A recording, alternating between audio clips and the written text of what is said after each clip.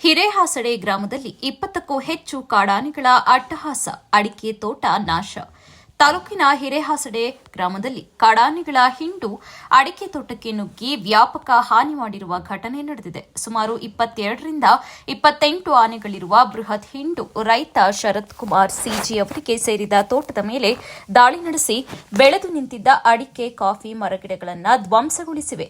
ಘಟನೆಯ ವಿವರ: ಕಳೆದ ಕೆಲವು ದಿನಗಳಿಂದ ಈ ಭಾಗದಲ್ಲಿ ಬೀಡು ಬಿಟ್ಟಿರುವ ಕಾಡಾನೆಗಳು ರಾತ್ರೋರಾತ್ರಿ ಅಲ್ಲದೆ ಹಗಲಿನಲ್ಲೂ ತೋಟಕ್ಕೆ ನುಗ್ಗಿ ಅಟ್ಟಹಾಸ ಮೆರೆದಿವೆ. ಶರತ್ ಕುಮಾರ್ ಅವರಿಗೆ ಸೇರಿದ ತೋಟದಲ್ಲಿದ್ದ ನೂರಾರು ಅಡಿಕೆ, ಕಾಫಿ ಮರಗಿಡಗಳನ್ನು ಆನೆಗಳು ಕಿತ್ತು ಹಾಕಿವೆ. ಕೈಗೆ ಬಂದ ಬೆಳೆ ನಾಶವಾಗಿರುವುದರಿಂದ ರೈತರು ಕಂಗಾಲಾಗಿದ್ದಾರೆ. ವರ್ಷವಿಡೀ ಕಷ್ಟಪಟ್ಟು ಬೆಳೆಸಿದ ಬೆಳೆ ಕಣ್ಮುಂದೆಯೇ ನಾಶವಾಗ್ತಾ ಇರೋದನ್ನ ಕಂಡು ದಿಗಿಲಾಗಿದೆ. 20ಕ್ಕೂ ಹೆಚ್ಚು ಆನೆಗಳು ಒಟ್ಟಾಗಿ ಬಂದಾಗ ನಾವು ಏನು ಮಾಡಲು ಸಾಧ್ಯವಾಗ್ತಾ ಇಲ್ಲ. ಅರಣ್ಯ ಇಲಾಖೆಗೆ ಮಾಹಿತಿ ನೀಡಿದ್ರೂ ಯಾವುದೇ ಶಾಶ್ವತ ಪರಿಹಾರ ಸಿಗ್ತಿಲ್ಲ ಎಂದು ಪ್ಲಾಂಟರ್ ಶರತ್ ಕುಮಾರ್ ತಮ್ಮ ಅಳಲನ್ನ ತೋಡಿಕೊಂಡ್ರು. ಹಾಸನ ಜಿಲ್ಲೆಯ ಬೇಲೂರು, ಸಕಲೇಶಪುರ ಮತ್ತು ಆಲೂರು ಭಾಗಗಳಲ್ಲಿ ಮಾನವ ಆನೆ ಸಂಘರ್ಷ ನಿರಂತರವಾಗಿ ನಡೆಯುತ್ತಲೇ ಇದೆ.